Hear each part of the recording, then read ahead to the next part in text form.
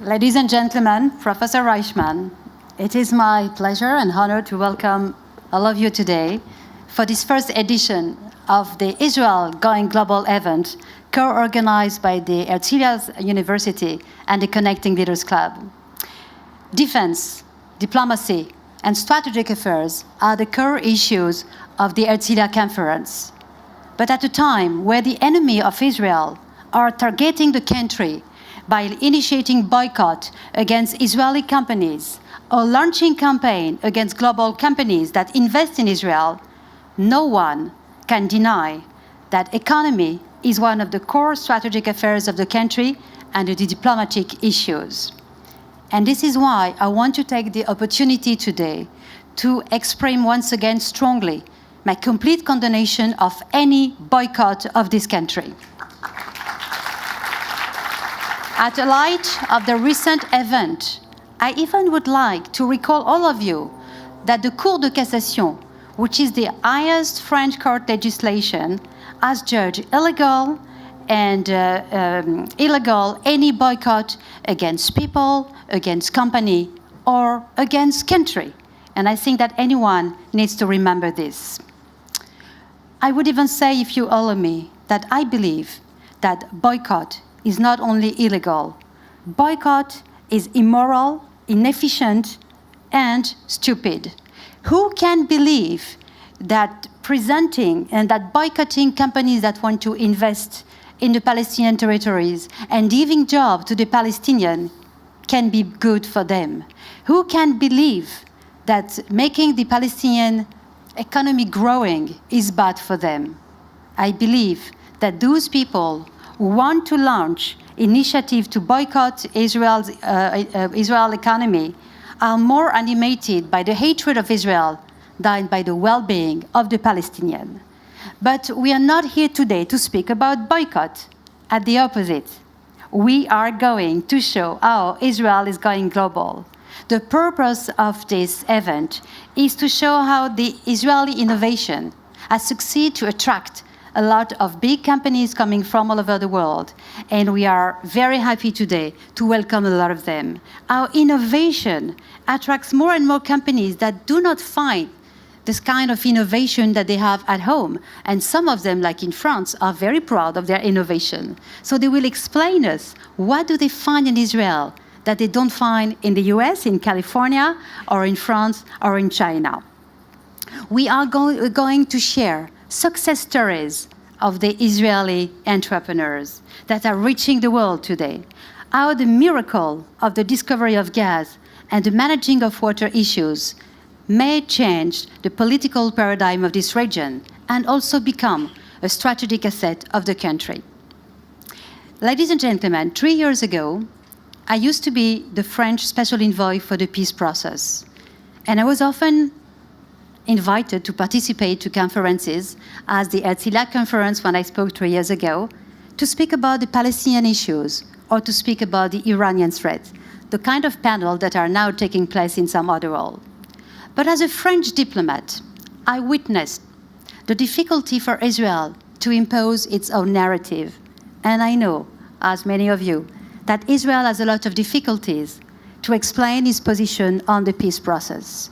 And it occurs to my mind at that time that it was important to change the focus and the angle when we speak about Israel, and to show to the world that this country, these people, have much more to offer and should not be reduced only to the Palestinian-Israeli issues. This is why we have decided to organize this panel on economy. In a world where enemies have no boundaries, where the world is endangered by global threat using technology and internet, I believe that Israel innovation can help us to win this war. And if weapons are necessary, they are not enough. And the Israeli innovation succeed where sometimes regular diplomacy faces difficulty to win the battle of communication. Innovation that brings to Israel CEOs and politicians from all over the world. And I had the pleasure this morning to be with President Nicolas Sarkozy in Jerusalem to meet some of these entrepreneurs. And the Israeli entrepreneurs are maybe some of the best ambassadors of this country. And the presence today of the global companies, of CEOs that came specially to speak at this conference is, let me tell you, the best answer to any initiative of boycott. In our first panel, we will discuss why Israel is the new target for the world's largest companies. And it is my pleasure to call on the stage Mr. Yossi Matias, VP of Google, Mr. Michel Combe, CEO of Alcatel-Lucent, Mr. Alan MacArthur, Chairman and CEO of Airbus Group, Mr. Jean-Sébastien Decaux, CEO of Afrique Israël Decaux,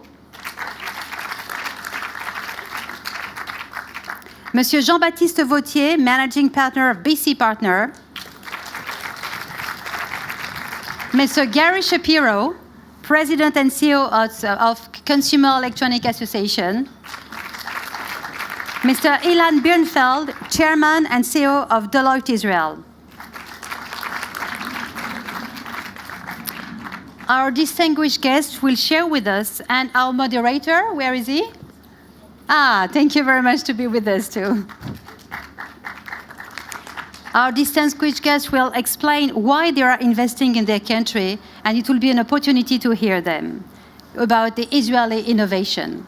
An innovation which is built on the long history of risk sharing and public investment.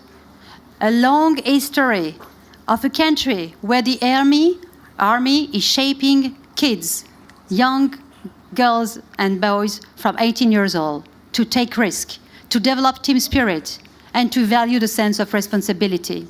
A long history of innovation, taking roots in the Judaism spirit that encourage to question reality and to challenge the world in order to fix it, what we call in Hebrew the tikkun olam. An ecosystem which for decades governments have been pursuing policies to foster innovation, with Israel having one of the highest budget of R&D. Innovation that is already and today reaching the world. In our second panel, we will have the honor to welcome some of the best Israeli entrepreneurs. We will look at them later, but I'm going to name them. Mr. Gadi Tirosh, Managing Partner of GVP, Professor Amnon Sheshua, Mr. Gilad Novik, Mr. Avishai Avrami, Mrs. Orna Berry, and Mrs. Tipi Ode Amon. We will have some remarkable representatives of the high-tech sectors. And I'm glad, by the way, that we will have some women, because on this panel, I have to say that we are missing women. So I hope that next time we'll have some women too. And we will have the great honor to have Professor Peter Book from Teva that will give us the opening remark. And if there is a lot of very interesting Israeli companies, we have only one Teva, the jewel of the Israeli economy, and Professor Peter Book played a major role to create this incredible Israeli group. On our third panel, we will speak energy and water. And I remember the time when I was a diplomat, where most of the Israeli ministers were always starting their speeches by saying that the only natural resource of Israel was the brain of their people. I hope it's still the same, but we have to say that the discovery of the gas may completely change the region. It may bring stability and prosperity to the region and could help promoting peace. And I hope we're going to discuss about it later during our third panel. To end and to make the conclusion of such an event, we needed to have a strong conclusion. And in a challenging world where it is so difficult to legislate, as the reality is changing so fast, in a world of political, economical, social uncertainties, where geopolitical risks are so important, the world needs vision and leadership. And this is why I have the pleasure that this conference will be concluded by two men with whom I had the pleasure to work, Vice Prime Minister Sylvain Shalom and President Nicolas Sarkozy, that will make his delivery speech at 7 o'clock to conclude this event. But to start this event, we also have a leader of another style. But Before introducing him, I would like to thank, of course, the Herzliya Conference and IDC to welcome this event. I would like to thank all our partners and sponsors, Veolia, Deloitte, I24, Delec, and of course, Deco, and of course, the Rothschild Bank. Rothschild, as you may know, is not only the nicest street of Tel Aviv, but it's also a legendary bank, an example of a global company that had never forgot about its roots and forever linked in Israel. I have been told that it is under the impulsion of Mr. François Henrot, the vice chairman of Rothschild, that David de Rothschild asked Philippe Guez to open an office in Israel at only one condition, that the office should be located on Rothschild Street. And mission accomplished, as the office is on 32 Rothschild Street. François Henrot when he speaks about himself, he says that he's a man of shadow. He doesn't like to speak too much about his successes, but people who know him, friends, colleagues, even competitors, from Lazard to Morgan Stanley, describe him as a man of great influence and one of the most talented bankers of his generation. He is at the origin of some of the biggest deals of the last decade, very close to David de Rothschild. He's one of the main partner and associate of the bank, and he's leading all the international development of Rothschild, Brazil, China, and of course Israel, where I know he comes very often and he likes the country. It is my great pleasure and honor to welcome you, Mr. François Henrot, Vice Chairman of the Rothschild Bank.